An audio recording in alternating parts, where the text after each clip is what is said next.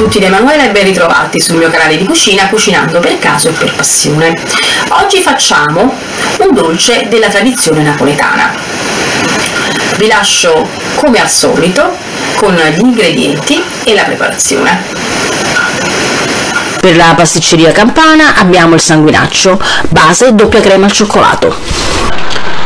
Per questo sanguinaccio ci serviranno 250 ml di latte intero, 125 g di zucchero semolato, 30 g di farina 00, 70 g di cacao amaro in polvere, cannella, vaniglia, della frutta candita e 25 g di cioccolato fondente minimo 70%.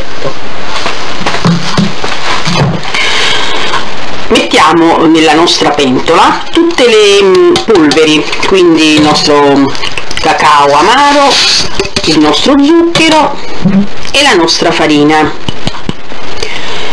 Ce le mischiamo un poco e poi mano a mano aggiungiamo il nostro latte in modo da non fare grumi.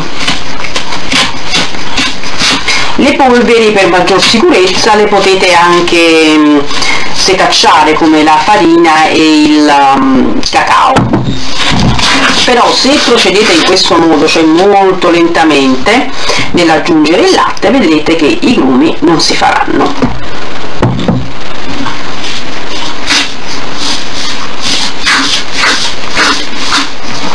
Una volta che abbiamo aggiunto tutto il nostro latte, portiamo la nostra pentola sul fuoco e incominciamo a girare. Mi raccomando che la fiamma sia molto bassa.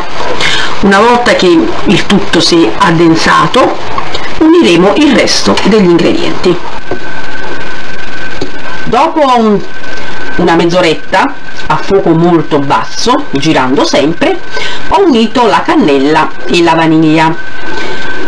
E adesso amalgamiamo il tutto e a fuoco spento uniamo la nostra cioccolata.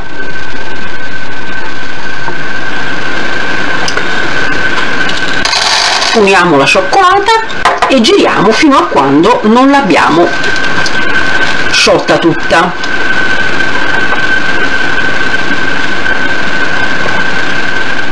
Una volta che la nostra cioccolata che abbiamo messo grattugiata si è sciolta, io come avete visto l'ho messa a gocce, ma deve essere grattugiata o a gocce perché deve essere molto sottile, ho messo i canditi. Io preferisco cedro e arancia. Adesso giriamo e poi metteremo in un contenitore, copriremo con chiusura ermetica. Facciamo raffreddare chiaramente prima di mettere in frigo e questo si mantiene circa una settimana. Ecco il nostro sanguinaccio con accanto le chiacchiere, pronto per essere servito. Buon carnevale a tutti!